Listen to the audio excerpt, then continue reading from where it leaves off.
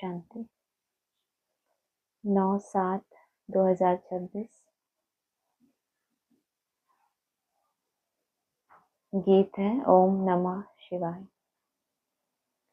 बच्चों ने बाप की महिमा सुनी। आज के दिन को कहा ही जाता है वृक्षपति डे, जिसको मिलाकर कहा है बृहस्पति। इनको ही गुरुवार भी कहा जाता है। पहले नाम वृक्षपति, सारे वृक्ष का पति। कौन है वृक्ष के मूल में? बीज है। और फिर क्या बोला? जिसको मिलाकर कहा है बृहस्पति। बृहस्पति माना विराट स्वरूप हो गया, और बीज कैसा हो गया? वृक्षपति, बहुत सूक्ष्म स्वरूप हो गया। इनको ही गुरुवार भी कहा जाता है। न सिर्फ गुरुवार, परंतु क्या कहना चाहिए? सतगुरुवार। बंगाल में बहुत मानते हैं। गाया जाता है मनुष्य सृष्टि का बीज रूप, इसलिए वृक्षपति कहते हैं। बंगाल में क्यों मानते हैं? वहाँ यादगार किसका है? बीज का यादगार है। वृक्षपति, ये जो वृक्ष है कल्प वृक्ष, इसके बीज का यादगार है बंगाल में। बीज ठहरा तो पति भी ठहरा। एक है बीज जो कैसा रहता है? गुप्त रहता है, इस वृक्ष का पति। और दूसरा है बृहस्पति, विराट स्वरूप, तो पति भी ठहरा। वृक्ष के बीज को बाप भी कहेंगे। उनसे वृक्ष उत्पन्न होता है। यह है मनुष्य सृष्टि रूपी झाड़। इनका बीज ऊपर में है, तुम जानते हो। हम बच्चों पर अब अविनाशी वृक्षपति की दशा है, क्योंकि अविनाशी स्वराज्य मिल रहा है। झाड़ तो कई होते हैं, झाड़ के भी कितने सारे सेक्शंस होते हैं, लेकिन तुम्हारे ऊपर अविनाशी वृक्षपति की दशा है, क्योंकि अविनाशी स्वराज्य मिल रहा है। सतयुग को कहा ही जाता है अविनाशी सुखधाम। सतयुग में कलाएं, जैसे ही सतयुग की शुरुआत होती है, कलाएं धीरे धीरे कम होने लगती हैं। यहाँ क्या बोला? सतयुग को कहा ही जाता है अविनाशी सुखधाम। कोई कोई आत्माओं ने, जिन्होंने कैसा स्वराज्य लिया? अविनाशी स्वराज्य लिया आदि से अंत तक, तो उनके लिए सुखधाम भी कैसा है? बाकियों की कलाएं धीरे धीरे कम होती जाएं, और वो आत्माएं क्या करती हैं? कलातीत से होते होते बहुत धीमी गति से। कलयुग को कहा जाता है विनाशी दुखधाम। अभी दुखधाम का विनाश होना है। सुखधाम अविनाशी है, आधा कल्प चलता है। जो अविनाशी वृक्षपति स्थापन कर रहे हैं। बच्चों को सर्विस के लिए पॉइंट्स नोट करनी है। प्रदर्शनी में यह पॉइंट्स मुख्य समझाने की है, क्योंकि मनुष्य तो कुछ भी जानते नहीं। बरोबर यह है ज्ञान। अब बाप यह ज्ञान देते हैं, देते ही हैं नई और पुरानी दुनिया के बीच में। फिर यह प्रायः लोप हो जाता है। देवताओं को यह ज्ञान नहीं होता। अगर यह चक्र का ज्ञान हो तो फिर राजाई में मजा ही ना आए। क्या ज्ञान हो चक्र का? डाउनफॉल में आने वाले हैं तो राजाई का आनंद ही नहीं ले सकेंगे। और दूसरा, देवताओं की बात है, अगर उनको इस साइकिल का नॉलेज हो जाए कि ये चक्र कैसे फिरता है, फिर बीच बीच में क्या साक्षात्कार हुआ? 21 जन्म कैसे हैं इनके? स्वर्गवासी। वो भी कितना समय तुम रहे, तो फिर उनको राजाई में मजा आएगा? उनको मजा ही नहीं आएगा, क्योंकि अविनाशी सुख कहाँ मिला उनको? जब वो सूक्ष्म वतन में गए। अभी भी तुमको ख्याल होता है ना, क्या राज्य लेकर फिर हमारी यह हालत होगी? कोई सेंसिबल हैं तो उनको राज्य अच्छा लगता है। यहाँ भी क्या किया? पहले त्यागी बने, तपस्वी बने, बाप के बच्चे बनते हैं तो क्या बनते हैं? त्याग और तपस्या बुद्धि में होती है। फिर त्याग करेंगे तो उसका कुछ ना कुछ फल मिलेगा, उस फल को ही स्वीकार कर लिया। अभी वो फल कैसा था? कच्चा फल था। कच्चा फल खाने से कैसा लगता है? मुंह खराब होता है या अच्छा लगता है? तो कहेंगे अभी ही क्या राज्य लेकर फिर हमारी यह हालत होगी? परंतु यह तो ड्रामा बना हुआ है, चक्र को फिरना ही है। वर्ल्ड की हिस्ट्री ज्योग्राफी रिपीट हो रही है। कैसे रिपीट हो रही है यह तुम बच्चे जानते हो। जो सेंसिबल हैं, अगर उनको ये संकल्प आया कि राज्य लेने के बाद अगर ऐसी हालत होगी, और संगम युग कौन सा युग है? असंभव को संभव करने का, और यहाँ ही सारी नोंद हो रही है, तो पूरे कल्प के लिए कैसी तैयारी करेंगे कि हमें राजा ही लेकर अपनी अवस्था को नीचे नहीं गिराना, तो वहीं मुक्ति की व्यवस्था भी करेंगे। वर्ल्ड की हिस्ट्री ज्योग्राफी रिपीट हो रही है। कैसे रिपीट हो रही है यह तुम बच्चे जानते हो। क्या समझा था कल? रिपीटेशन के बारे में कुछ बात समझी थी? पढ़ाई के बारे में, कब से पढ़ाई शुरू हुई, कितना वर्ष पढ़ाई चलती है, क्या सुना था कल? 40 से 44 वर्ष का जो समय है वो कहाँ से कहाँ तक, जैसे रचयिता के लिए वैसे ही हूबहू रचना के लिए, तो ये हिस्ट्री ज्योग्राफी क्या है? रिपीट होती रहती है। यह है मनुष्य सृष्टि। उसमें एक है वृक्षपति जिसने फाउंडेशन डाला, और दूसरा फिर जब विराट रूप तैयार होता है तो कहेंगे बृहस्पति। तुम्हारी बुद्धि में मूल वतन का झाड़ भी है। सेक्शन सबका अलग अलग है। ब्राह्मणों को कहाँ का नॉलेज है? 8 राजाइयां स्पष्ट दिखाई देंगी, उनमें से हमारी भी एक राजाई है। बहुतों को साक्षात्कार होते हैं। और तुम्हारी बुद्धि में कौन सा झाड़ है? मूल वतन का झाड़ भी है। यह बातें कोई की बुद्धि में कभी नहीं होंगी। कोई शास्त्रों में तो यह लिखी हुई नहीं है। हम आत्मा असल शांति धाम की रहवासी है। इसीलिए विशेषता क्या है? तुम्हारी बुद्धि में झाड़ कौन सा है? मूल वतन का झाड़ भी है, और दूसरों की बुद्धि में वरदान जैसा दे दिया। और किसी की बुद्धि में ये बातें कभी होंगी ही नहीं, शास्त्रों में भी लिखी हुई नहीं है। अविनाशी हैं हम आत्मा, असल शांति धाम की रहवासी हैं, अविनाशी हैं, कब विनाश को नहीं पाते। वह समझते हैं बुदबुदा पानी से निकलकर फिर उसमें मिल जाता है। तुम्हारी बुद्धि में सारा राज है। आत्मा अविनाशी है जिसमें सारा पार्ट नूंधा हुआ है। यह चक्र का नॉलेज कोई शास्त्रों में नहीं है। बल कहाँ कहाँ स्वास्तिका भी दिखाते हैं।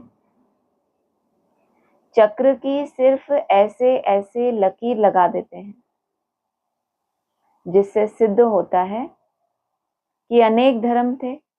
बाप ने समझाया है मुख्य धर्म और शास्त्र हैं 4। सतयुग त्रेता में तो कोई धर्म स्थापन होता नहीं, न वहां कोई धर्म शास्त्र होता है। यह सब द्वापर से शुरू होते हैं। फिर देखो कितनी वृद्धि होती है।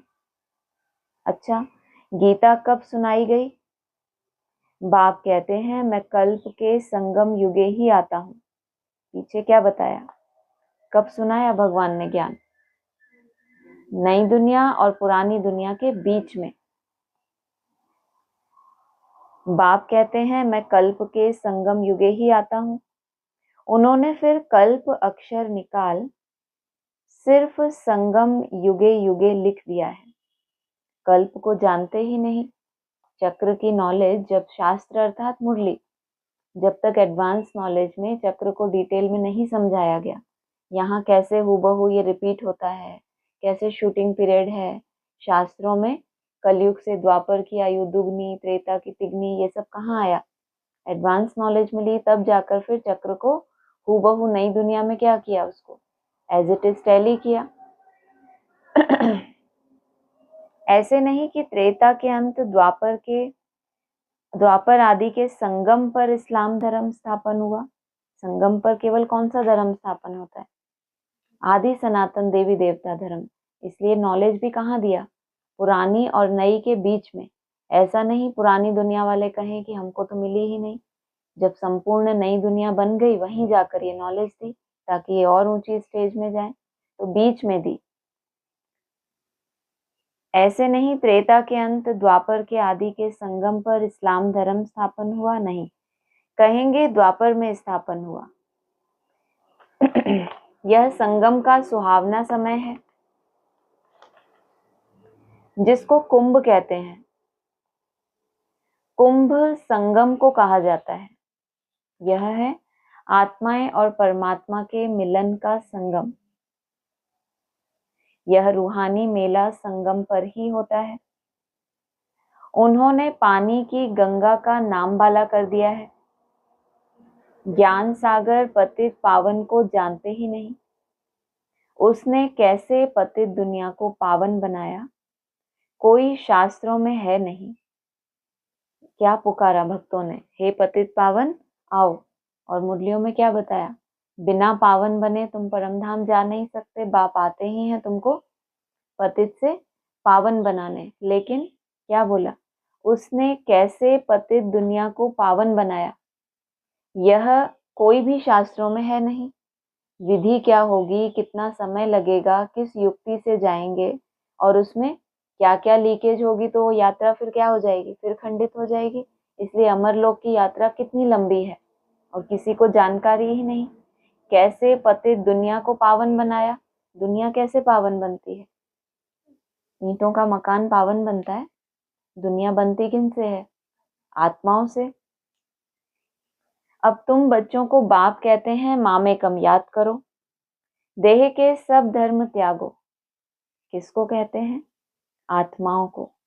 यहाँ तो क्या किया ब्राह्मणों ने, आत्मा का परिचय मिला, उसके बाद भी कहाँ बढ़ गए, अपने अपने संस्कारों के अनुसार अलग अलग धर्मों का अपने को हेड स्वीकार कर लिया। फलाने धर्म के हेड, क्यों, क्योंकि सूर्यवंशियों के गुण तो दिखते नहीं। बाबा कह रहे हैं देह के सब धर्म त्यागो। सब धर्म माना सब, और उन्होंने क्या किया, यही सेक्शन बना लिए। किसको कहते हैं, आत्माओं को। इसको कहा जाता है जीते जी मरना। मनुष्य शरीर छोड़ते हैं तो देह के सब संबंध छूट जाते हैं। ये तो हो गया छूट जाना, किस कारण से, क्योंकि शरीर ही छूट गया तो संबंध छूटने ही है। यहाँ बाबा क्या कह रहे हैं, तुम जीते जी मर जाओ, अर्थात देह के सब धर्म त्यागो। देह के कौन सा धर्म होता है, देह के कौन से धर्म होते हैं, अरे हाँ, जो देह है उसमें देह भान के आधार से जो भी स्वभाव, संस्कार, स्मृतियां, वृत्तियां, क्या कुछ है, 5 विकार किससे कनेक्टेड है तो आत्मा में, लेकिन कनेक्टेड किससे हैं, देह से। और बाप समझा रहे हैं आत्माओं को। बाप कहते हैं जो भी देह के संबंध है वह सब छोड़ अपने को आत्मा निश्चय करो। निश्चय आत्मिक बुद्धि बनो। कैसी बुद्धि ऐसे दुनिया में कहते हैं निश्चयात्मक, प्रतीकात्मक, और यहाँ बाबा ने उसको संधि विच्छेद करके समझाया। निश्चय प्लस क्या बोला, नहीं हम लोग तो नींद में भी सुनते हैं ना, निश्चय प्लस आत्मिक। निश्चय आत्मिक बुद्धि बनो। या तो निश्चय हो जाता है भावनाओं के आधार से, भगवान आया है मेरा कल्याण हो ही जाएगा, तो वो हो गई निश्चय बुद्धि। लेकिन आत्मा बनने के ऊपर उतना टेंशन नहीं है, निश्चय बहुत है, भगवान आया हुआ है। लेकिन बाबा क्या कह रहे हैं, जो भी देह के सब संबंध हैं वह सब छोड़ अपने को आत्मा निश्चय करो। आत्मा निश्चय किया, फिर आगे क्या बोला, निश्चय आत्मिक बुद्धि बनो। तुमने संबंधों को छोड़ा और फिर तुमने क्या समझा, अपने को आत्मा समझा, आत्मा निश्चय किया। अब ये हो गया पहला निश्चय। अब फिर आत्मा बनेंगे तो माया क्या करेगी, डुलाएगी ना आपको। फिर क्या बनो, उस आत्मिक स्वरूप के प्रति भी निश्चय बुद्धि बनो कि ये धीरे धीरे क्या होगा, स्थिर हो जाएगा।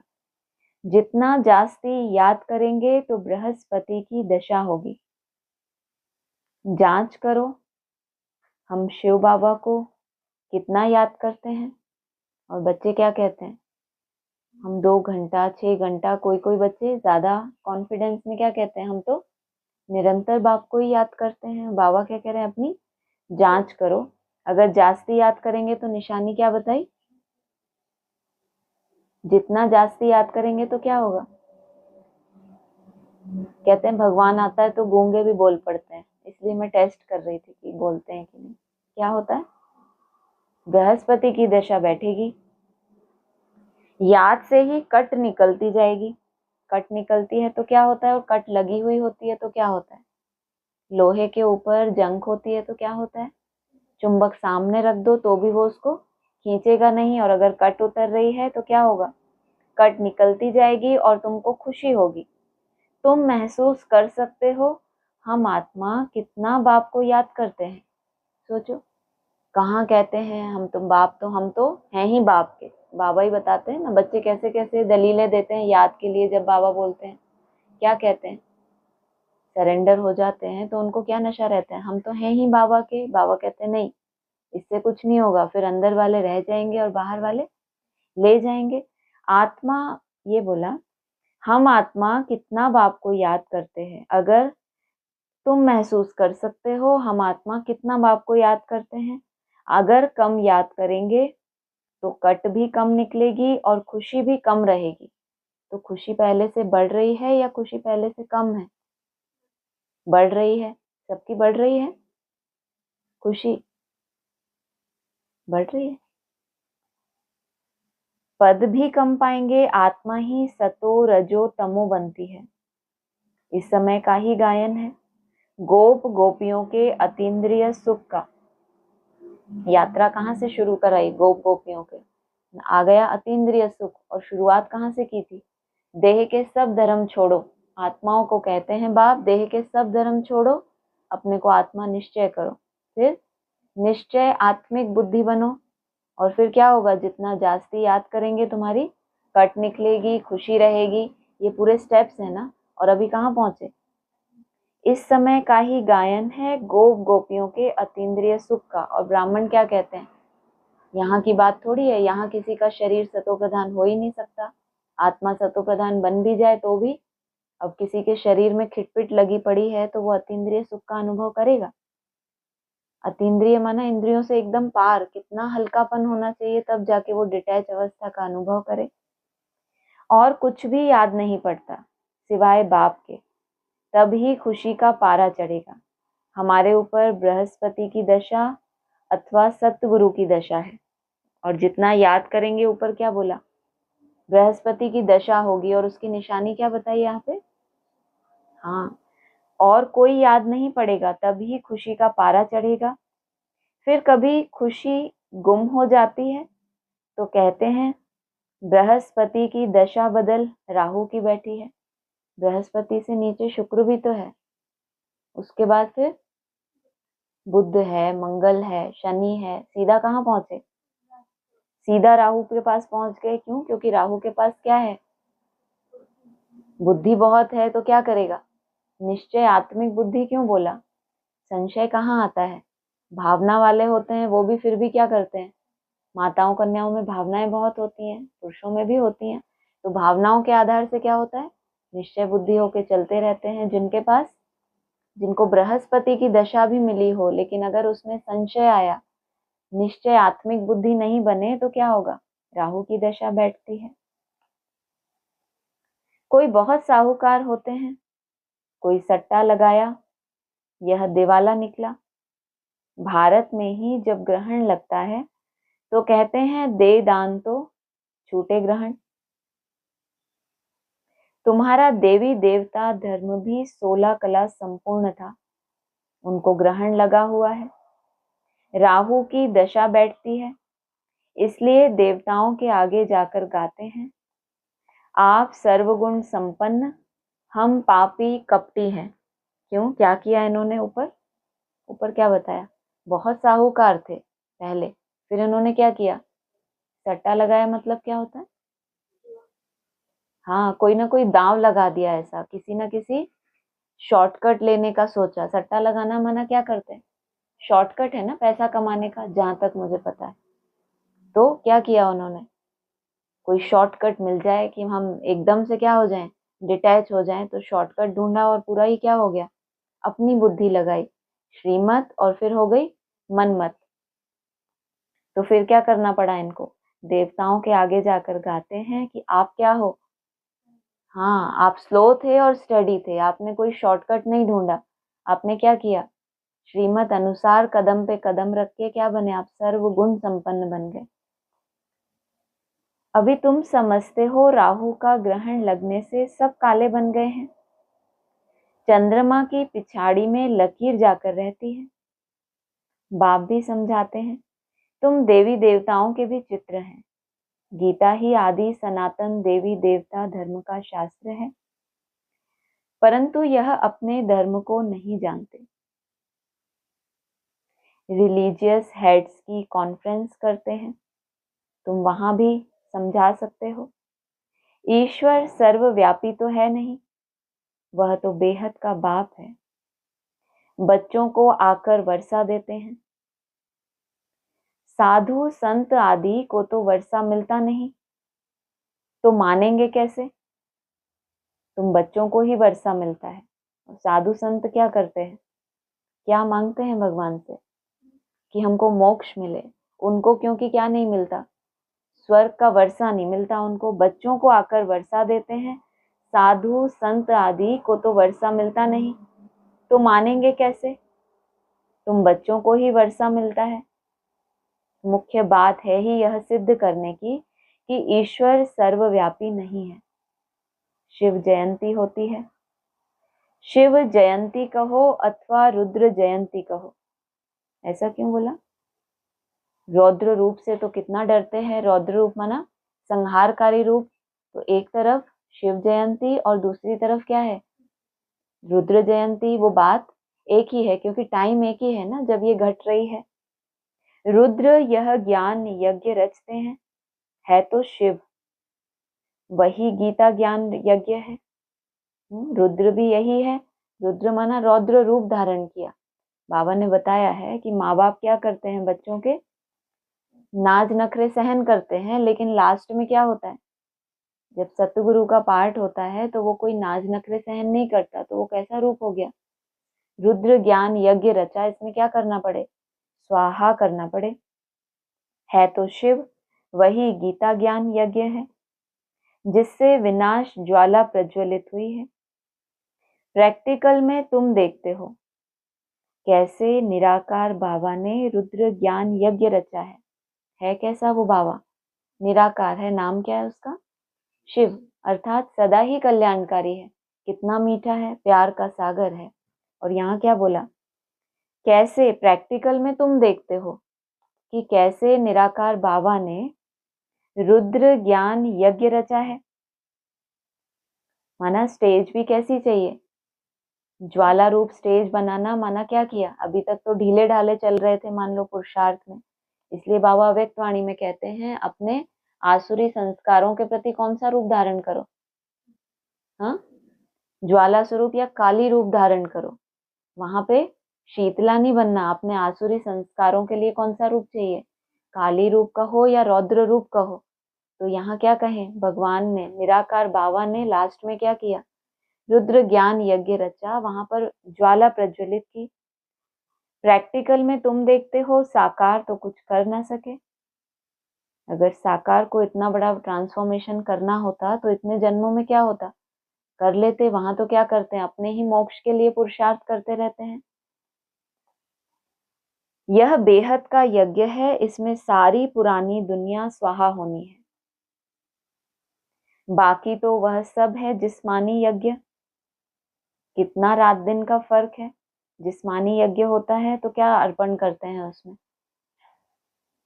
ब्राह्मण भी क्या है, ईश्वरीय ज्ञान में है, कहते हैं हम ज्ञान में चलते हैं, तो यज्ञ में कुछ ना कुछ अपना अर्पण करते हैं ना, धन अर्पण कर देते हैं, कुछ भी छोटा मोटा अर्पण करते हैं, अपना समय दे दिया, कुछ समय तन अर्पण कर दिया, कुछ ना कुछ देते रहते हैं। और ये कैसा यज्ञ बताया, यह बेहद का यज्ञ है। इसमें क्या अर्पण करना है, सारी पुरानी दुनिया स्वाहा होनी है। अगर तुम इस यज्ञ में आगे आगे बैठकर स्वाहा कर रहे हो तो पुरानी दुनिया में कितना समय रहे हो। असल में तो तुम हो शांति धाम के रहवासी, लेकिन पुरानी दुनिया में भी तो हो ना, कितने जन्मों से हो, तो कितना कुछ है तुम्हारी मन बुद्धि में। आत्मा कितनी छोटी है और उसमें रिकॉर्ड कितना भरा है। कितने जन्मों के संस्कार, और वो भी पुराने, नई दुनिया के तो नहीं है ना। तो सतयुग त्रेता के संस्कार तो क्या हो गए, मर्ज हो गए। उसके ऊपर इतनी सारी ये जो परतें हैं, ये सब क्या है, पुरानापन ही है। ये सब तुमको स्वाहा करना है। इसलिए तुम्हारे लिए क्या कहते हैं, तुम्हारा डीएनए ही क्या हो जाएगा, चेंज हो जाएगा। ऐसा कब कह सकते हैं, जब तुमने इस यज्ञ में अपना पुरानापन पूरा ही दे दिया। कितना रात दिन का फर्क है। बाप कहते हैं यह रुद्र ज्ञान यज्ञ है, विनाश भी होना है तुम जब पास हो जाएंगे। इसलिए तुमको निश्चिंत करते हैं, जब तुम कहाँ हो जाएंगे, कहाँ पास, जब तुम पास हो जाएंगे। पेपर कौन सा है तुम्हारा, नष्टो मोह का, और कोई पेपर नहीं, और कोई पेपर नहीं। जो हमारे अंदर कमजोरी है फिलहाल के लिए, क्या कहें, लास्ट पेपर तो वही है। कुछ ना कुछ देह से हमारा मोह है, तभी तो हमारे अंदर वो कमजोरी, अपने संस्कारों से भी स्नेह होता है।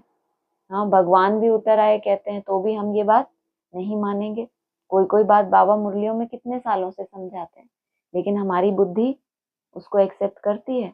कोई समय आता है जब बाबा क्या कहते हैं, जैसे ताला होता है ना, उसमें जंग लगती है, तो जंग लगे हुए ताले में आप चाबी घुमाओ, भगवान भी आकर उस ताले को खोले तो क्या होता है, क्योंकि जंग लगी हुई है बुद्धि में, तो अपनी ही तामसी बुद्धि कैसी लगती है, बहुत श्रेष्ठ है।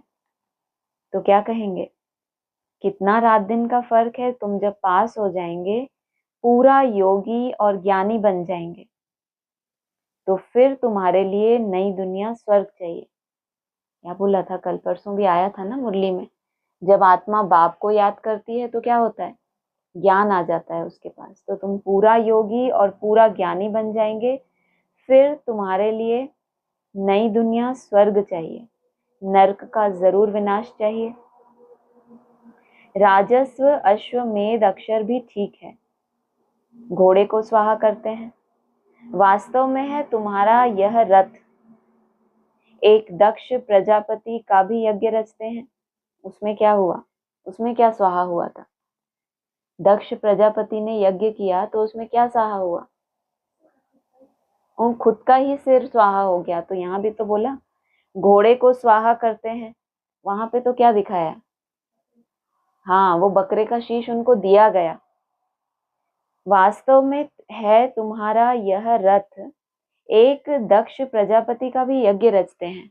वैसे तो बाबा क्या बताते हैं, घोड़ा माना मन रूपी घोड़ा है, लेकिन यहाँ रथ क्यों बोल दिया।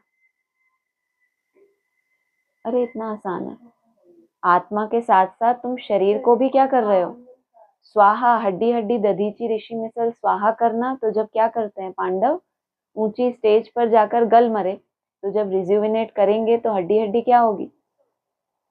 वास्तव में तुम्हारा यह है रथ, एक दक्ष प्रजापति का भी यज्ञ रचते हैं, उनकी भी कहानी है। अब तुम बच्चों को कितनी खुशी होनी चाहिए, हमको वृक्षपति बाप पढ़ा रहे हैं। दक्ष की भी स्टोरी कैसी बना दी, एक तो स्वाहा कराया, उसने खुद तो नहीं किया, लेकिन क्या किया, स्वाहा करा भी दिया, लेकिन निशानी कैसी दे दी, ताकि सबको पता रहे कि ये स्वाहा तो हुए हैं लेकिन अपनी खुशी से नहीं हुए। तो उनको बकरे की निशानी दे दी कि मैंपन अभी रहा हुआ है। अब तुम बच्चों को कितनी खुशी होनी चाहिए कि हमको वृक्षपति बाप पढ़ा रहे हैं। हमारे ऊपर अब बृहस्पति की दशा है, तो क्या है निशानी बृहस्पति की दशा की बताई,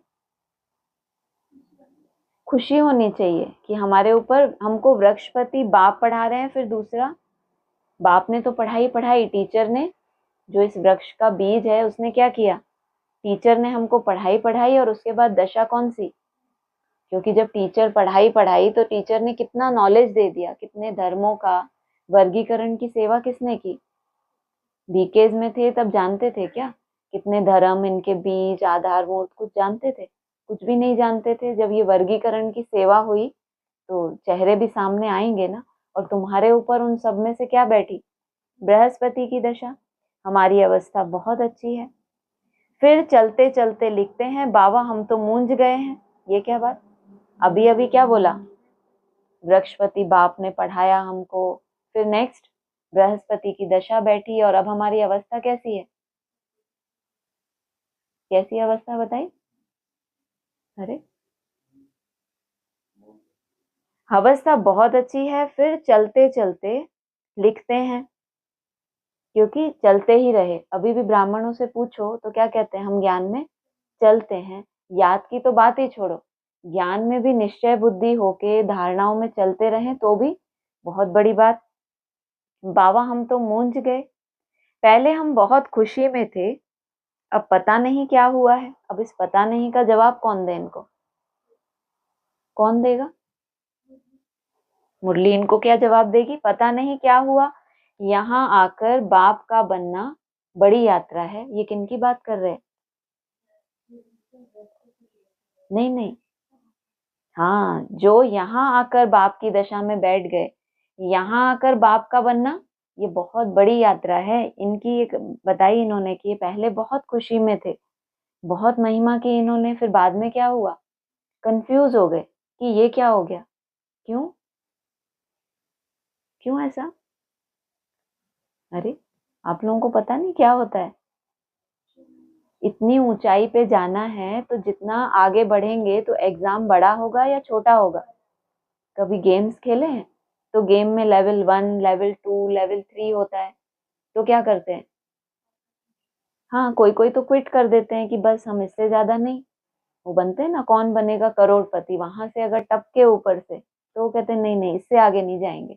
तो मूंझ जाते हैं कि अब आगे क्या होगा। जबकि बाबा ने क्या बोला पीछे, उठे उठाएंगे उनको थोड़ी बहुत देर के लिए, जग लो। निश्चय आत्मिक बुद्धि, अगर तुम आत्मा हो तो क्या बनो, सिर्फ निश्चय रखो इस बात में, क्योंकि यात्रा कैसी है, बहुत लंबी यात्रा है। यहाँ आकर बाप का बनना बड़ी यात्रा है, तो फिर सहज क्या लगने लगता है? हाँ बताइए आप लोग अपने अनुभव से पीछे। यहाँ आकर बाप का बनना बड़ी यात्रा है, तो बड़ा तो फिर सहज क्या लगने लगता है? अरे अभी तो बताया, चलते चलते लिखते हैं कि हम मूंझ गए। ये किसी एक की बात नहीं है, इसके लिए अनुभवी बनना चाहिए। बाबा क्यों कहते हैं इस यात्रा में बहुत धैर्यता चाहिए।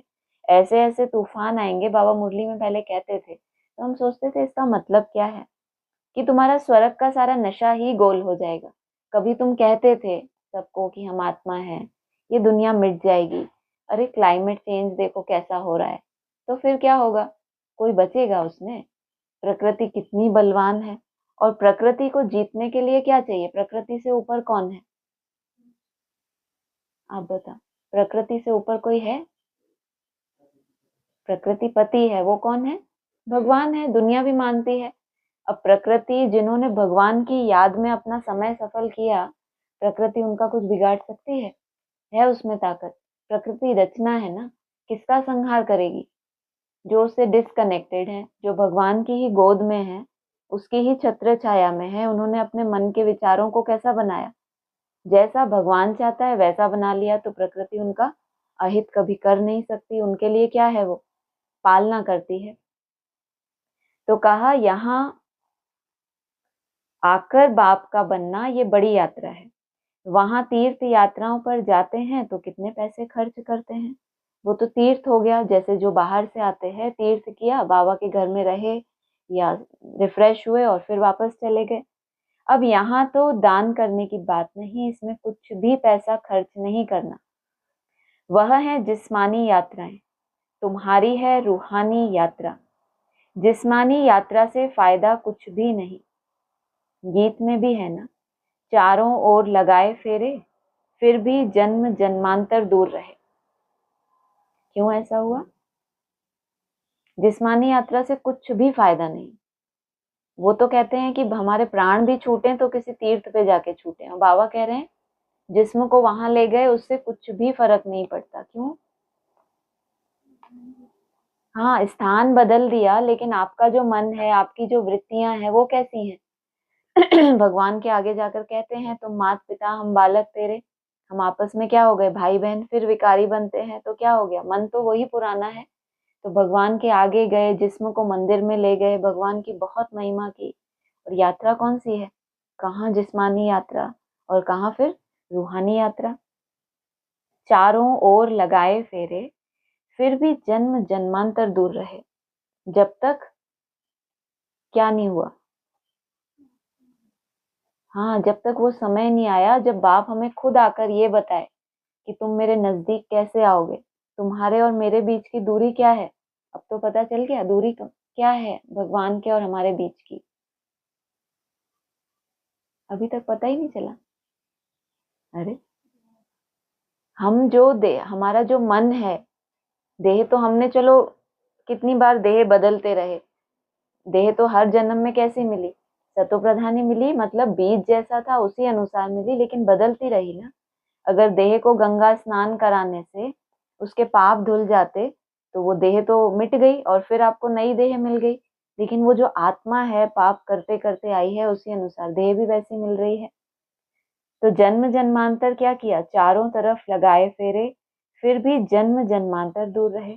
अभी तुम समझते हो कितनी ढेर यात्राएं की होंगी, समझते हो ऐसा कि तुमने जन्म जन्मांतर भी भगवान को ढूंढने के लिए बहुत भक्ति की होगी, उसका साक्षात्कार भी कहाँ होगा, और निशानी क्या होगी उसकी कि तुमने बहुत भक्ति की होगी, तुम थके नहीं होगे चारों तरफ। नहीं तो ऐसा होना चाहिए कि एक जगह गए, फायदा कुछ हुआ नहीं तो घर बैठ गए। दुनिया में ऐसे होता है ना, कैसी भक्ति करते हैं लोग, अपना काम धाम करते हैं, ये भी करते रहते हैं, मतलब एक क्या हो गया उनका, ऊपरी, बहुत ज्यादा ऊपरी, ये तो बहुत ही ज्यादा ऊपरी हो गया।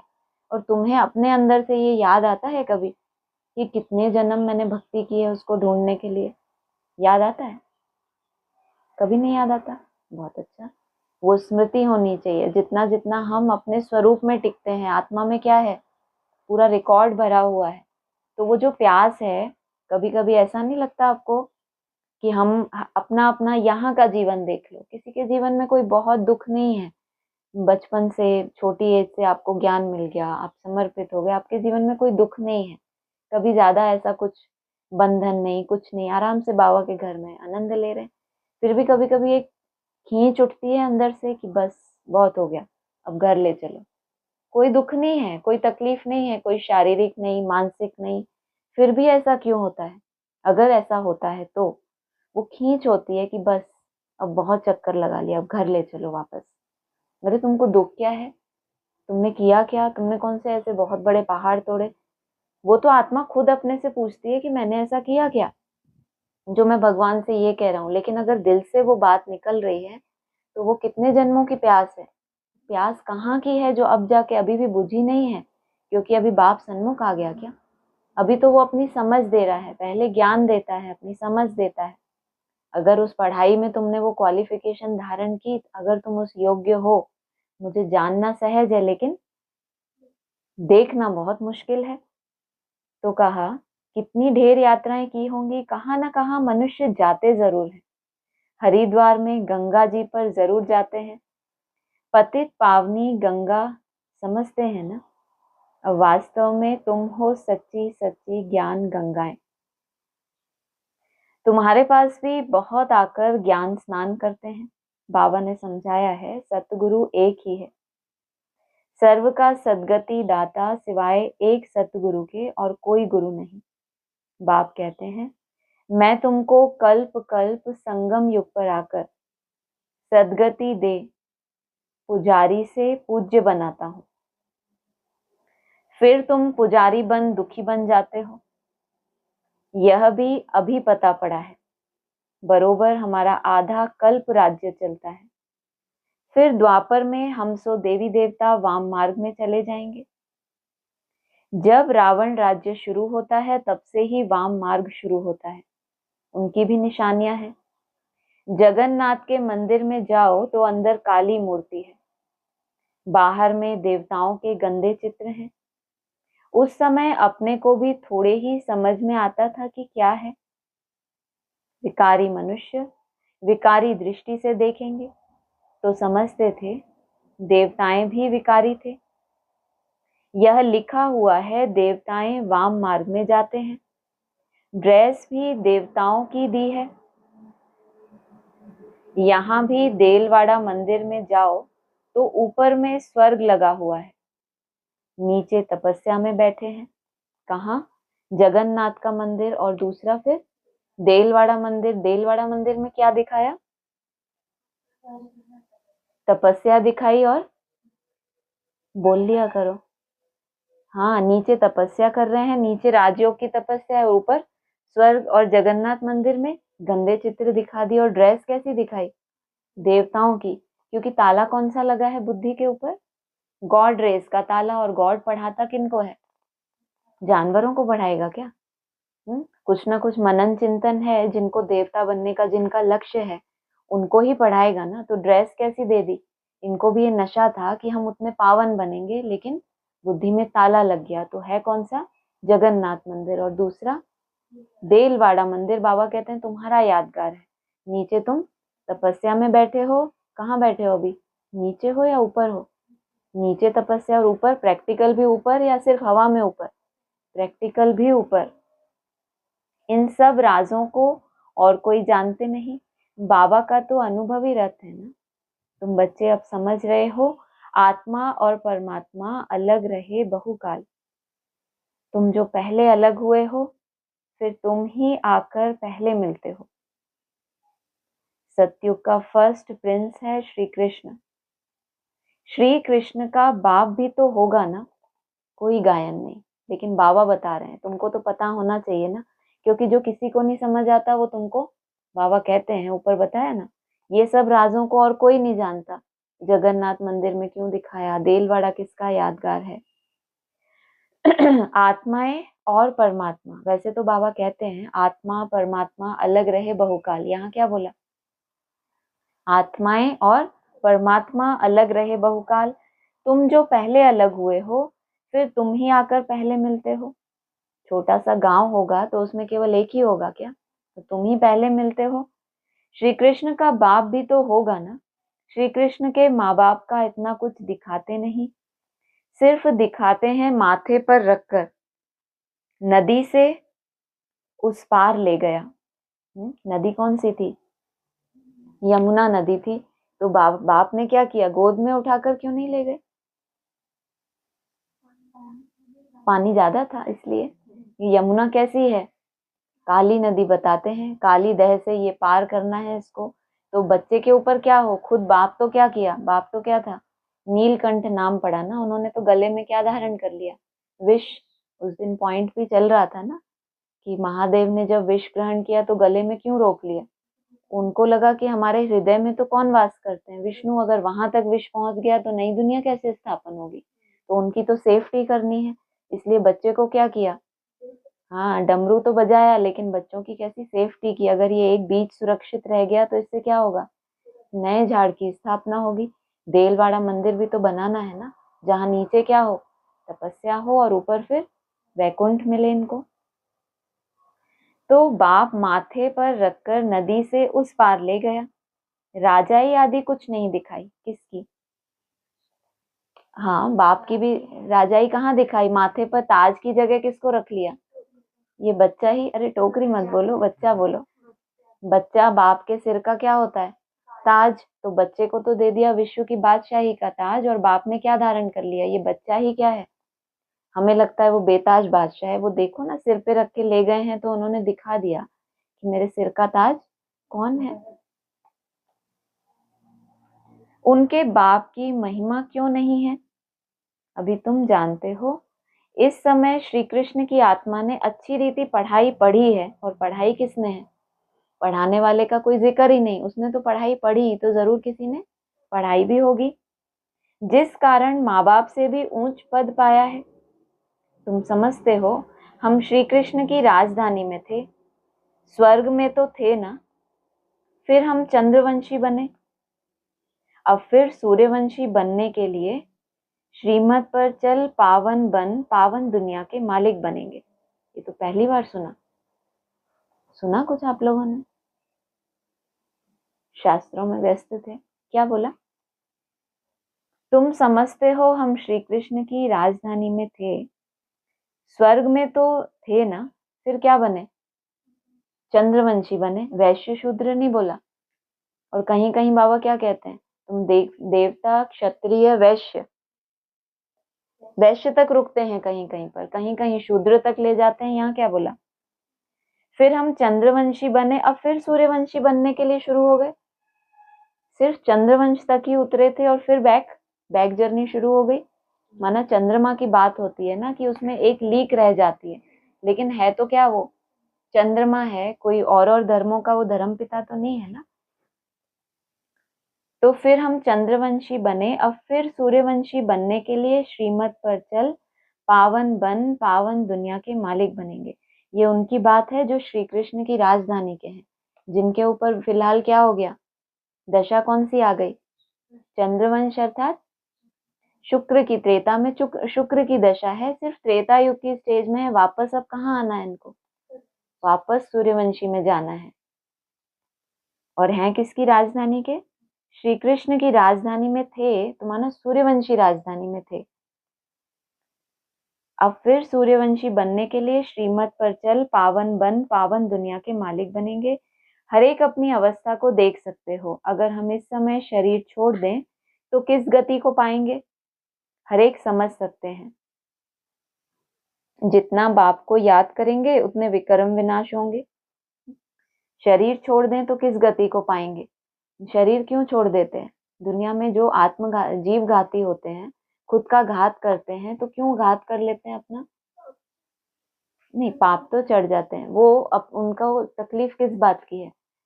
सुना तो ऐसा है, बाबा कहते हैं हर एक आत्मा को किससे प्यार होता है सबसे ज्यादा, खुद से प्यार होता है।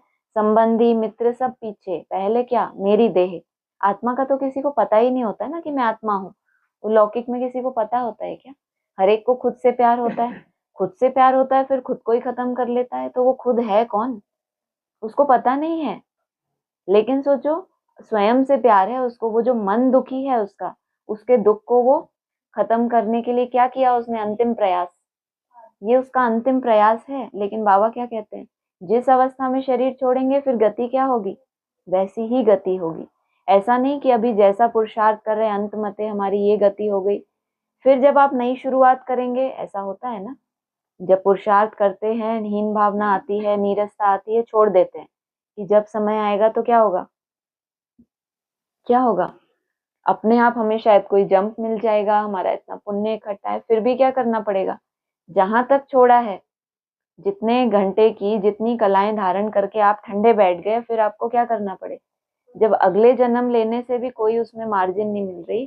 कहते हैं बाबा रजों में शरीर छोड़ेंगे तो फिर जन्म लेके, वहीं से गीता में भी लिखा है, जो पुरुषार्थ करके आत्मा जाती है फिर वहीं से उसको खुद करना पड़े। अगर कृपा आशीर्वाद हो तो सबके ऊपर हो जाए।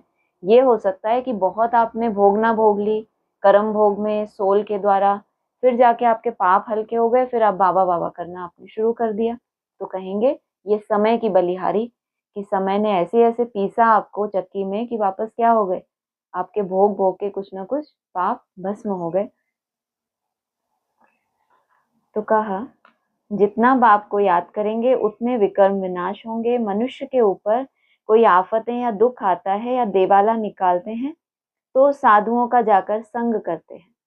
पहले तो इनको नशा होता है, हम कितने बड़े साहूकार हैं, आज देवाला किसका निकाला, कोई बहुत बड़ा साहूकार होता है, फिर सट्टा लगा देते हैं, फिर क्या होता है, देवाला निकलता है, फिर किसके पास जाते हैं, जिन्होंने सच्ची साधना की है उनके पास जाते हैं, फिर साधुओं का जाकर संग करते हैं। फिर मनुष्य समझते यह तो भगत आदमी है, ठगी थोड़े ही करेंगे, ऐसे ऐसे भी 2-4 वर्ष में बहुत धनवान हो जाते हैं। उन्हों के बहुत छिपे हुए पैसे होते हैं, हर एक अपनी बुद्धि से समझ सकते हैं। तुम्हारे में भी बहुत हैं जो बहुत कम याद करते हैं, याद बहुत कम करते हैं, लेकिन हैं कितने, बहुत हैं, और याद कितना करते हैं, हाँ, और बहुत याद करने वाले बहुत कम है, वो भी बहुत कम है, और बहुत कम ऐसे हैं जो याद करते हैं। इसीलिए बाबा कहते हैं अपना कल्याण चाहते हो तो अपने पास नोटबुक रखो। ये अच्छी युक्ति बताई, नोटबुक रखने से भगवान याद आ जाता है। दुनिया में किसी को बोलो हंसेंगे तुम्हारे ऊपर, कहेंगे जाकर अपना इलाज कराओ। अरे भगवान की भक्ति कर, नोटबुक रखो, वो कह रहे हैं बहुत कम याद करते हैं, ऐसे बहुत हैं। और युक्ति क्या बताई, नोटबुक रखने की युक्ति किनको दी जाती है, क्यों दी गई, क्या लगता है आपको, आपके पास तो नोटबुक है ना, हटा दो नोटबुक तो कोई फर्क पड़ता है, कोई कोई होते हैं उनको लगता है रखी ना रखी क्या फर्क पड़ता है, मन तो हमारा वही है ना। ये इनको, इनके पास एक्स्ट्रा बुद्धि है, बड़े बड़े साहूकार है ना, फिर जब देवाला निकलेगा तो कहाँ जाएंगे? जिन्होंने लंबे समय उस अभ्यास को छोड़ा नहीं, नोटबुक को छोड़ा नहीं, फिर उन साधुओं का जाकर संग करेंगे कि आपकी अवस्था तो बहुत अच्छी है, आप तो अभी तक निश्चय आत्मिक बुद्धि बने हुए हो, ना आपका निश्चय गया ना आपकी आत्मिक स्थिति गई, तो उनका जाके संग करेंगे। तो क्या कायदा है कि जो सबसे सहज युक्ति है, मेरा बाबा मीठा बाबा, जब आप रिकॉर्ड रखते हैं तो आपको क्या होता है? ये अगर आप इसको पढ़ाई की तरह लेते हैं, अगर भक्ति मार्ग की तरह लेते हैं, तो भक्ति मार्ग में तो कोई रिकॉर्ड नहीं रखा जाता। वहां तो आजकल तो भक्ति मार्ग वाले भी रिकॉर्ड रखते हैं, ये काउंटर में जाप करते हैं 10,000 20,000, हमने सारे दिन में, वो बेहतर हो गए। पहले के टाइम में इतना नहीं था, कुछ होते थे अच्छे भक्त माला गिनती करते थे। अभी तो सब में ये लहर फैल रही है कि हमें ऐसे ऐसे इतने इतने जाप करने हैं, क्योंकि दुख जितना जितना बढ़ता जाएगा उतना क्या करेंगे? युक्तियां ढूंढेंगे। जो पहले अलबेले थे वो भी क्या उठा लेंगे? काउंटर उठा लेंगे कि भाई अब नहीं संभल रहा। पहले तो अपने प्रयास करते रहते हैं, धन कमा लें, ऐसे सुख मिल जाए, यहाँ से हो जाए। भगवान को तो सबसे लास्ट में, जब संसार ने ठुकराया तब कहाँ आया? उठ जाओ थोड़ी देर, तब कहाँ आया? तुम्हारे द्वार पे तब आया जब सारे संसार ने ठुकरा दिया मुझे। तो अपने पास नोटबुक रखो, चार्ट नोट करो, हम सारे दिन में कितना समय याद में रहे। ये आधार है आपको जो रिसर्च करनी है अपने ऊपर। वो चार्ट आपका कैसे बढ़ेगा? क्या बताया? नोटबुक रखने से क्या फायदा होता है? आपका अलबेलापन दूर होता है, आपका अटेंशन रहता है कि मुझे अगर यहाँ नोट करना है, तो फिर मन को क्या करोगे? डिसिप्लिन में रखोगे ना। हम सारे दिन में कितना समय याद रहे? मनुष्य तो सारे जीवन की भी हिस्ट्री लिखते हैं, तुमको तो सिर्फ याद का चार्ट लिखना है। अब जिनका सारा जीवन ही याद में बीता हो, उनके पास चार्ट की कितनी नोटबुक हो गई होंगी?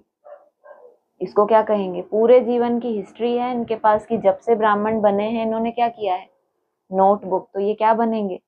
साधु बनेंगे। और जिनकी बुद्धि चल जाती है, अरे भगवान को तो दिन भर ही याद करना है, नोट क्या करना है, वो तो हमारा सब कुछ है, उसके अलावा है ही कौन?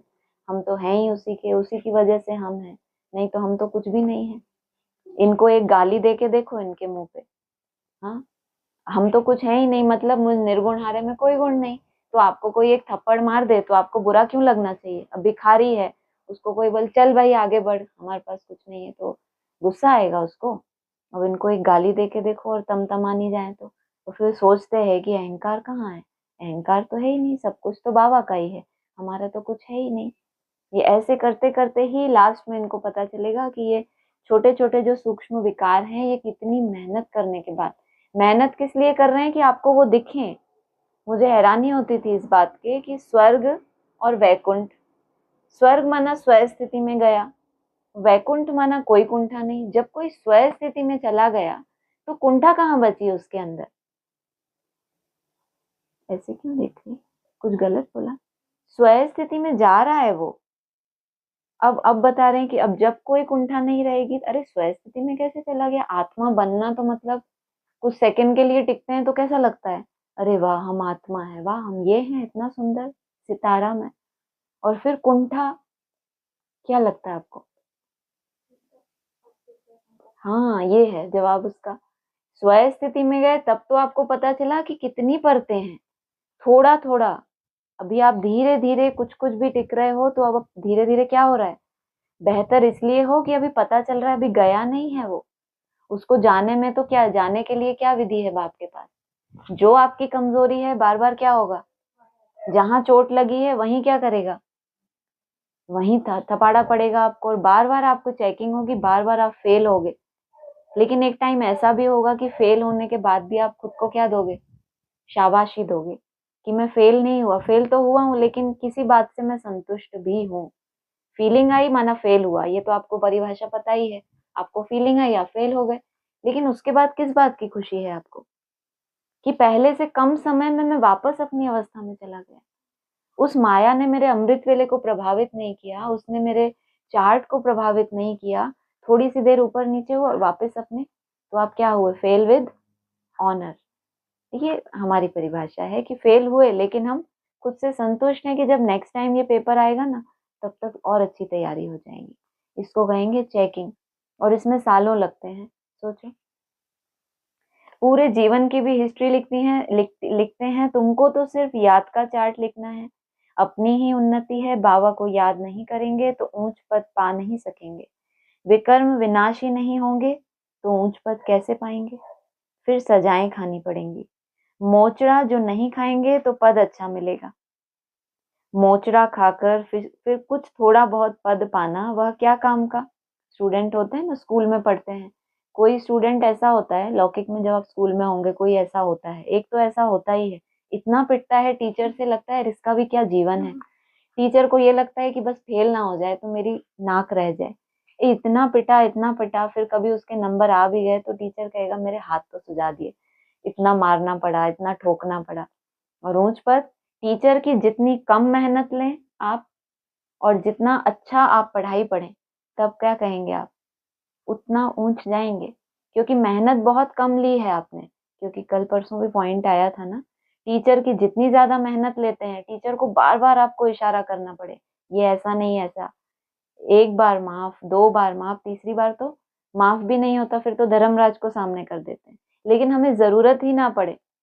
गलती करना कोई बुरी बात नहीं है, लेकिन स्लोगन क्या है मम्मा का, एक बार जो गलती हो वो फिर गलतियां खूब करो, लेकिन हर बार गलती कैसी होनी चाहिए, नई होनी चाहिए। वही गलतियां करना मना, ढीठ बनते जा रहे हैं हम। तो क्या कहा, मोचरा खाकर फिर कुछ थोड़ा बहुत पद पाना, वह क्या काम का? धर्मराज का मोचरा ना खाएं, बेइज्जती ना हो। बाप की बेइज्जती होती है ना कि इतना ऊंच ज्ञान दिया, यह पुरुषार्थ करना है। सोचो, हम तो सोचते थे हम तो आत्मा बनने का पुरुषार्थ कर रहे हैं, यहाँ क्या कह रहे हैं, तुम इतना ही पुरुषार्थ कर लो कि हमें धर्मराज का मोचरा ना खाना पड़े। तुम देखते हो शिव बाबा बैठा रहता है, फिर धर्मराज भी, ये कभी बैठता नहीं। शिव बाबा आराम से साक्षी होके बैठता रहता है, क्योंकि सामने कौन है, धर्मराज है। तुमको सब साक्षात्कार कराते हैं। शिव बाबा पढ़ाई पढ़ाकर आराम में बैठ गए। अब तुम्हारी पढ़ाई ये है कि तुम क्या करो, मोचरा खाना है तुम्हें या नहीं खाना, अब फील्ड पे ये है। तुमको सब साक्षात्कार कराते हैं, तुमने यह किया था, क्या कब किया था हमने, हमें तो अपने बचपन की भी इतनी हिस्ट्री याद नहीं है। मनुष्य तो अपनी हिस्ट्री भी लिखते हैं, तुमको सब याद दिला देंगे। अब खाओ सजा। फिर उसी समय सजाएं उतनी ही खाते हैं जितनी जन्म जन्मांतर खाते हैं। अरे बाप रे, वहां भी सजाएं खाई हैं बहुत। तुमने यह किया था, याद है, अब खाओ सजा। फिर उसी समय सजाएं उतनी ही खाते हैं जितनी जन्म जन्मांतर खाते हैं। ये अच्छा बता दिया, हमने सोचा यहीं खा के फ्री हो जाएंगे। अब यहाँ का अगर अविनाशी संस्कार जो भी आप धारण कर रहे हो, अगर ये ब्रॉड ड्रामा में चल रहा है, तो यहाँ अगर कुटे पिटे ही हो परिस्थितियों में, सोल्स के द्वारा या अपने हिसाब किताबों में, तो वहां भी क्या होना है, यही चलेगा। पिछाड़ी में थोड़ा रोटी टुक्कड़ मिला, उससे क्या फायदा।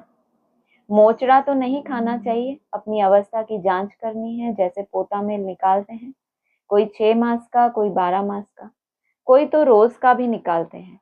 बाप कहते हैं तुम भी व्यापारी हो। कोई विरला व्यापारी बेहद के बाप से व्यापार करे। धन नहीं तो तन मन तो है ना। क्या नहीं है तुम्हारे पास? धन नहीं है, धन बिल्कुल नहीं, गरीब। लेकिन क्या है, तन है, और लास्ट में किसको रखा, मन। उनको सराफ भी कहते हैं, मट्टा सट्टा करते हैं ना, माना एक्सचेंज करना, इसको कहते हैं मट्टा सट्टा। ऐसी युक्ति बताओ जो हमारी आत्मा और शरीर, तुम तन मन धन देते हो, रिटर्न में 21 जन्म के लिए कितना वर्षा पाते हो, बाबा हम आपका हूँ। ऐसी युक्ति बताओ जो हमारी आत्मा और शरीर इन लक्ष्मी नारायण जैसा बन जाए। बाबा कहते हैं मैं तुमको कितना गोरा बनाता हूँ, एकदम रूप ही बदल जाता है। सतयुग में लक्ष्मी नारायण की आत्मा कैसी होगी, त्रिकालदर्शी होगी त्रिकालदर्शी। जो हम अभी तक ज्ञान समझते हैं, सतयुग में क्या होगा, आत्मा तो सब कुछ यहाँ ले रही है और शरीर सतो प्रधान यहाँ मिल नहीं सकता।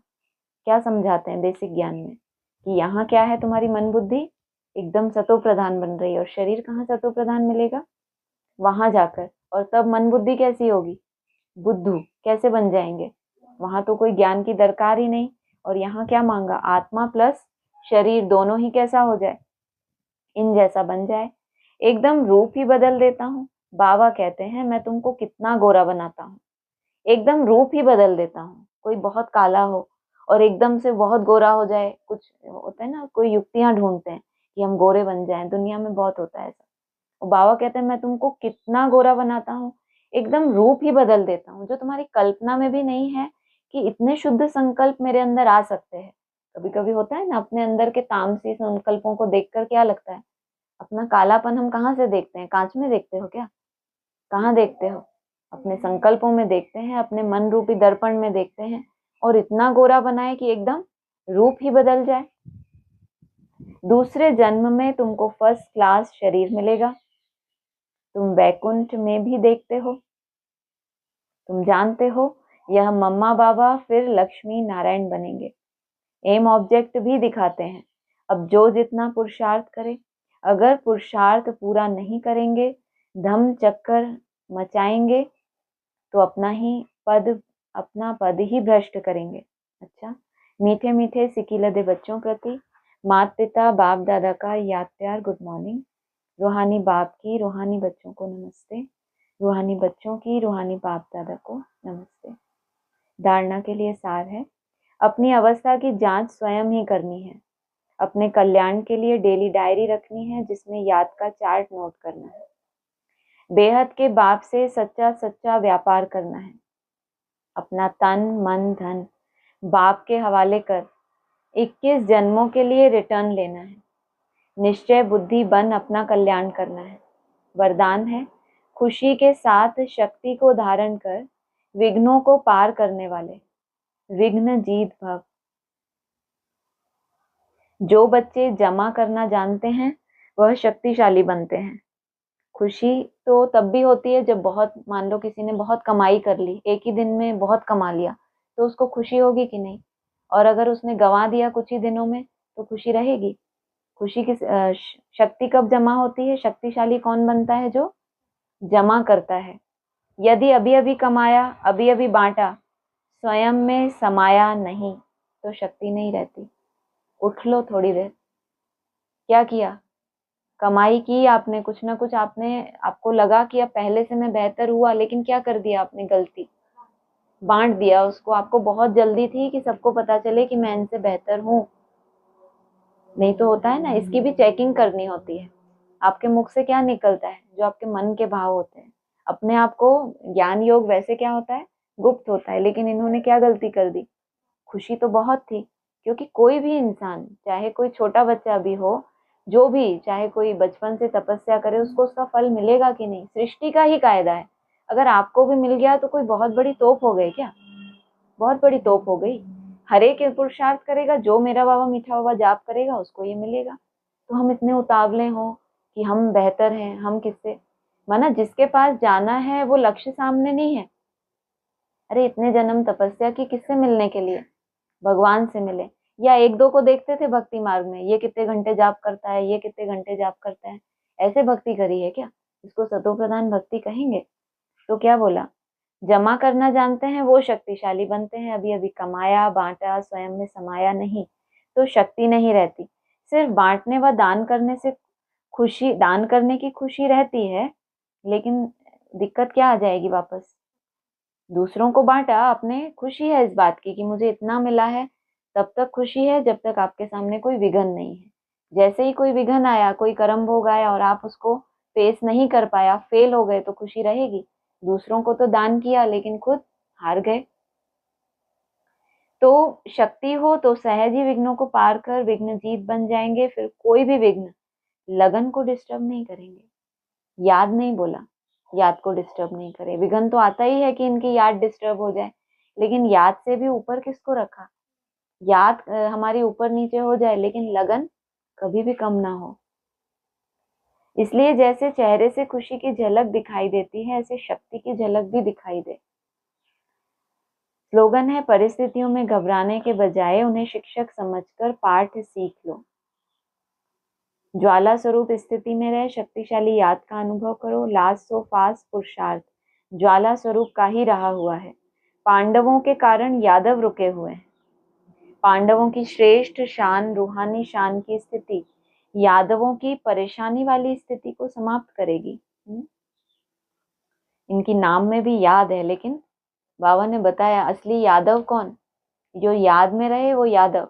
जो बाबा ने बताया ना, यादवों का हेड किसको बताया था? कृष्ण को भी बताया, शंकर को भी। इस हिसाब से बहुत याद किया, इसलिए बोला यादव। बाकी सेना कैसी है? सारी विनाशकारी सेना है। तो उनकी हालत क्या बताई? परेशानी वाली परिस्थिति को समाप्त करेगी। किसकी? पांडवों की रूहानी शान की स्थिति। हैं तो किसके फॉलोवर्स? सत्ययुगी कृष्ण के ही फॉलोवर हैं, चंद्रवंशियों के फॉलोवर हैं, जो हैं यादव। और फिर दूसरे कौरव हैं। लेकिन उनकी स्थिति क्या बताई? परेशानी वाली स्थिति। तो अपनी शान से परेशान आत्माओं को शांति और चैन का वरदान दो। ज्वाला स्वरूप अर्थात लाइट हाउस, माइट हाउस की स्थिति को समझते हुए इसी पुरुषार्थ में रहो। पहले तो समझ आए कौन कौन सी स्थिति? लाइट और दूसरा माइट। तो लाइट हाउस तो समझ आया कि ज्ञान का इतना प्रकाश है इनके पास कि दान करने से ही क्या है? खुशी रहती है कि कितनों को लाइट दे रहे हैं। और दूसरा अब क्या चाहिए? माइट हाउस चाहिए। अच्छा, ओम शांति।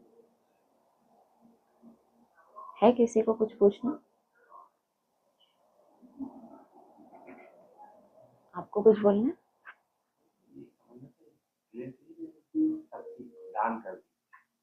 शक्ति दान कर दी। अभी तक तो ज्ञान में भी सुनता है, भक्ति में भी कि प्रसाद लेना, या एक नया पॉइंट आया कि देने से कम हो रहा है। नहीं नहीं, ये नहीं बोला। ये बोला कि आपने कुछ कमाई की, आपने बहुत अच्छा पुरुषार्थ किया, आपको कोई अनुभव हो गया, जो भी, तो उसको समाना है अपने अंदर। अभी शक्ति स्वरूप नहीं बने हैं आप। ये तो हो गया कि केवल वो जो कमाई की है आपने स्वयं के लिए, उसको आपने बांट दिया। मान शान के लिए या किसी भी स्थिति के लिए आपने उसको बांट दिया, तो वो शक्ति रूप नहीं बने अभी आप। खुशी मिली है क्योंकि अभी आपने शुरुआत की है। यात्रा तो बहुत लंबी है, कल को कोई विघ्न आ जाएगा तो वापस खुशी डाउन हो जाएगी। लेकिन शक्ति चाहिए। याद जब थोड़ी थोड़ी करते जमा होती जाती है, हम रुकते नहीं है उसमें कि बस अब इतना चार्ट, अब बहुत हो गया। अपनी कमियों की चेकिंग करते रहते हैं तो हमें अहंकार नहीं आता। इसलिए कहा कि गुलाब के फूल के साथ कांटे भी होते हैं। माना कुछ ना कुछ अच्छा है तो कुछ कमियां भी हैं हमारे अंदर। उनको देखते रहेंगे तो अहंकार नहीं आएगा। अगर अहंकार आया तो अहंकारी व्यक्ति खुद को प्रत्यक्ष करता है, सबके सामने लाना चाहता है, दूसरों को नीचा समझता है। वो बोलेगा नहीं, ऐसा ब्राह्मण है तो बोलेगा कैसे, लेकिन अंदर में ये भाव रहता है। वो भाव कभी ना कभी मुख से आता है। तो जब वो विघन उसके सामने आएगा और वो उसको सामना नहीं कर पाएगा तो वो फेल हो जाएगा। ये है निशानी उसकी, कि अभी खुशी तो उसको हो गई कि मैंने भगवान को पाया, या जो भी उसको नया अनुभव हुआ, पहले से वो कुछ बेहतर हुआ, लेकिन अभी शक्ति रूप नहीं धारण हुआ था। शक्ति रूप के लिए तो ज्वाला रूप अवस्था चाहिए। ऐसा है। ऑनलाइन किसी को कुछ पूछना है?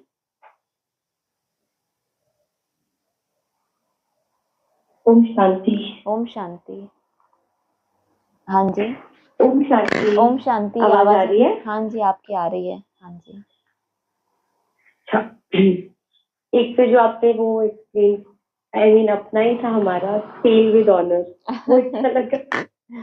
वो मेरा पर्सनल था, इसलिए मैंने शेयर किया। हाँ जी, और वो अच्छा लगा, मतलब कि फेल तो हुए बट विद ऑनर। अब फेल होके तो बच्चे रोने लगते हैं, सुसाइड करने लगते हैं। अगर फेल होने के बाद आप खुश हो तो क्या कहेंगे? भगवान तो चाहता है बस आप रो मत, दुखी मत हो।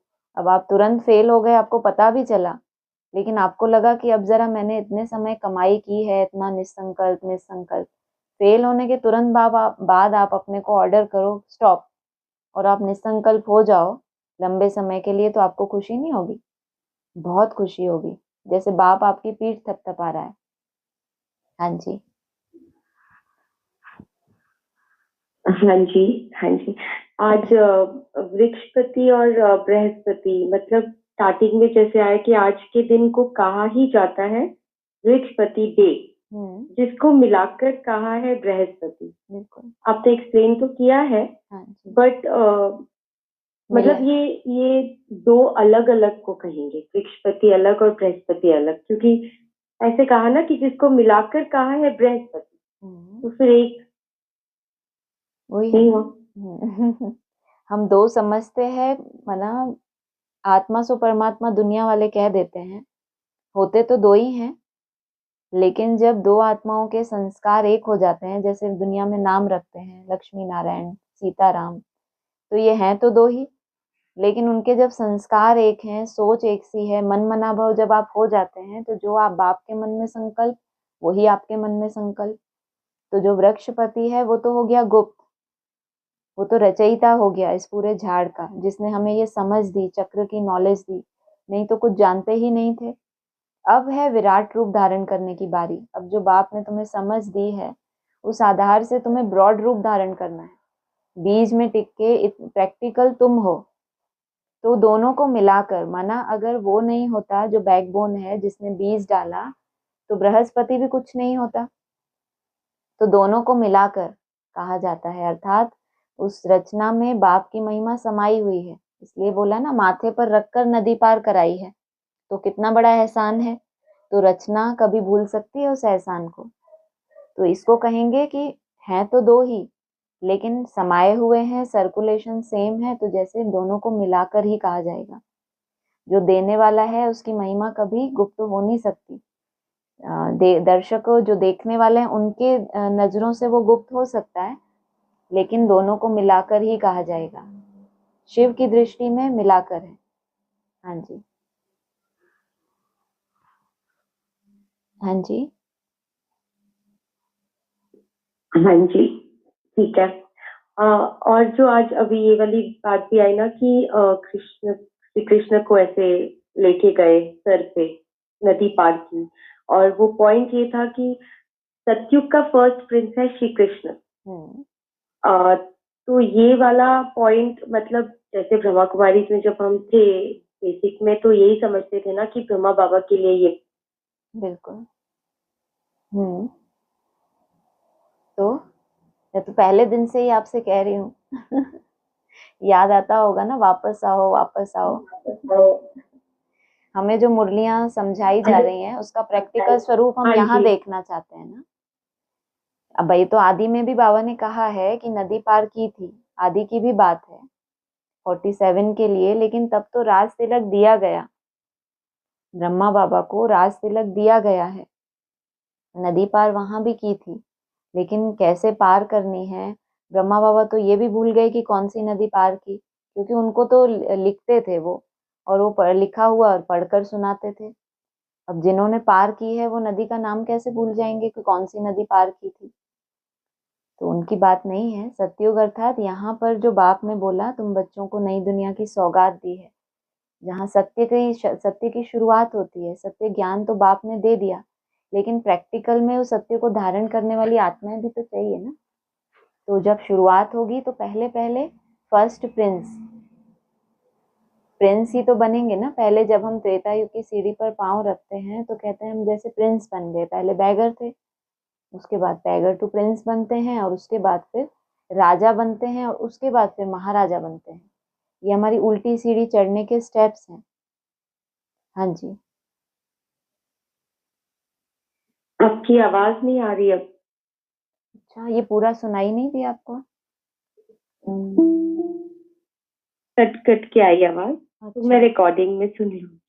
कोई बात नहीं। आपको आ रही है आवाज? हाँ, अब मुझे तो आ रही है आपकी आवाज। अभी आई? आपकी आवाज, हाँ अभी आ रही है, ठीक आ रही है। है, हाँ हाँ जी। जी, हो गया आपका फिनिश? हाँ, आंसर फिनिश हो गया? फिर से बोलो। अच्छा नहीं, वो सुनाई नहीं दिया ना ठीक से, इसीलिए। यही बोला था ठीक है, मैंने, शॉर्ट में एक बोलती हूँ, नहीं तो अगर उसमें भी कोई क्वेश्चन होगा आपका तो। कि आदि में जब नदी पार की थी, ब्रह्मा बाबा मुरली में बोल रहे थे, वो ये भी भूल गए कौन सी नदी पार की। तो उनको राज तिलक दिया गया था। ब्रह्मा का बाप कौन मुरली में पूछते हैं ना बाबा। तो वहां भी रचयिता की बात है। पहले पहले हर बात रचयिता के लिए, पीछे पीछे रचना के लिए।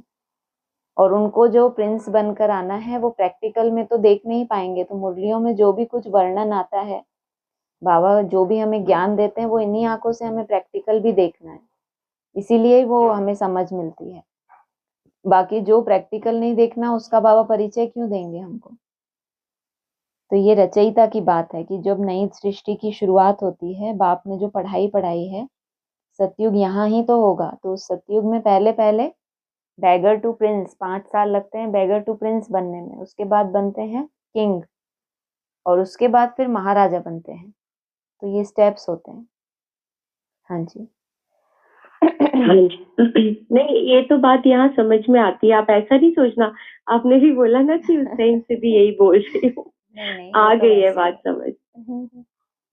ठीक है, हाँ सिर्फ जी, वो पॉइंट आया ना तो फिर क्लियर करना था। बिल्कुल बिल्कुल। हाँ जी। अब वापस आवाज नहीं आ रही। नहीं, मैंने कुछ बोला नहीं अभी। अच्छा, वो ठीक है। बहुत दिन के बाद माइक खुला है एक ना, तो धीरे धीरे आवाज खुलेगी। अच्छा, एक खाली एक जनरल क्वेश्चन आ रहा था कि जब योग बल बोलते हैं ना, योग बल से चुकतू करना है और फिर भोग बल भी है, उससे भी हिसाब किताब चुकतू होते हैं। तो भोग सिर्फ, और फिर ये भी भाई साहब ने समझाया था कि भोग मतलब सिर्फ कर्म भोग की बात नहीं है, किसी भी रूप का से टॉर्चर होना भी भोगना है और चुकतू हो रहे हैं। बिल्कुल। तो मुझे ये पूछना है कि जब ऐसा कुछ होता है, मेंटली थोड़ा टॉर्चर होते हैं या उस वक्त पर मतलब कुछ भी ऐसा होता है, तो चार्ट भी तो नहीं बन पाता, हम ठीक से याद में नहीं रह पाते क्योंकि कहीं ना कहीं डिस्टर्ब्ड है। तो लेकिन हमारे पास युक्ति तो है ना, मेरा बाबा उस मीठा टाइम बाबा। पर हम, हाँ जी, वो ठीक है, मेरा बाबा मीठा बाबा एक हमारा वो आ जाता है। लेकिन मेरा ये क्वेश्चन ये है कि उस वक्त पर हम क्या सोचें, जैसे बाद में हम ये सोचें कि ये भोग हुआ तो मेरा ये हिसाब किताब चुकतू हुआ, या विघ्न आया कोई, कि मैं चार्ट बना रही थी, बीच में विघ्न आया, पेपर आया, तो क्या सोचना चाहिए कि मैं, क्योंकि अगर ये सोचे कि भोग किया और चुकतू हो रहा है तो फिर तो खुशी होती है कि चलो अच्छा है, खत्म हुआ, हाँ, थोड़ा सा और हिसाब किताब। या ये सोचे कि विघ्न आया क्योंकि पहले से ही सही से नहीं चल रहा कुछ, यू नो, तो और उसमें जो और विघ्न सोचने से आते जा रहे आपको हैं, खुशी मिले, आपको तो क्या आपको पहले सोचना वाला चाहिए? सोचने से अच्छा लगा ना कि चुकतू हो गया। हाँ। हाँ, बाकी हाँ। होना तो ये चाहिए कि आप बिना कुछ सोचे पहले से ही रेडी रहें, माना अपने लिए पहले से ही रेडी रहें, अपना पुरुषार्थ करते रहे, और जब विघ्न आ भी गया कोई, बिना कुछ सोचे हमें करना क्या है वो करें। हाँ ठीक है, हमें थोड़ा अपने मन को सेटल करने के लिए एक दो कोई अच्छे संकल्प करने हैं, तो उसमें जो आपको सही लगता है। यथार्थ क्या है, कौन सा हमारा विकर्म हुआ, या क्या कितना चुकतू हो रहा है, किस जन्म का क्या कर्म भोग है, हमें कुछ भी पता तो है नहीं, है ना। तो वर्तमान में रहना ज्यादा अच्छा है। बाकी एवर रेडी बाबा ने कहा है कि हमेशा रेडी रहना चाहिए कि कभी भी कुछ भी पेपर हमारा हो सकता है। तो युक्ति एक ही है हमारे पास, इसलिए उस पेपर की डिटेल में ना जाकर हम समाधान ढूंढें तो हमारा टाइम वेस्ट नहीं होता। किसी भी वजह से आया है, हमें रोकना तो है ही उसको, हमें क्रॉस तो करना ही है। तो सिर्फ अच्छा है मन को समझाने के लिए, लेकिन अगर उससे टेंशन बढ़ रहा है कि अरे ऐसा हो गया ऐसा हो गया, विस्तार में नहीं जाना उसके, लेकिन सार रूप में अपने आप को समझा के और फिर क्रॉस करना है उसको। हाँ जी। जी, समझ आ गया, थैंक यू। ओके। हो गया। ओम शांति। ओम शांति। और किसी को बोलना है कुछ?